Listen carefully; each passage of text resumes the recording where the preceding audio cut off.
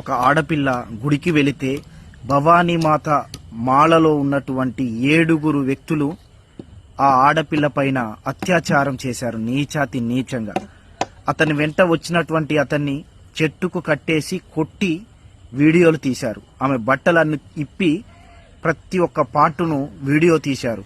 మీరు ఎక్కడన్నా ఈ విషయాన్ని చెప్తే ఈ వీడియోని నేను సోషల్ మీడియాలో పెడతానని బెదిరించారు. అదేవిధంగా వాళ్ళ దగ్గర ఉన్న డబ్బులు కూడా లాక్కొని ఘోరంగా కొట్టారు మిత్రులారా. ఇటువంటి సంఘటన మన తెలంగాణ రాష్ట్రంలోనే జరిగింది.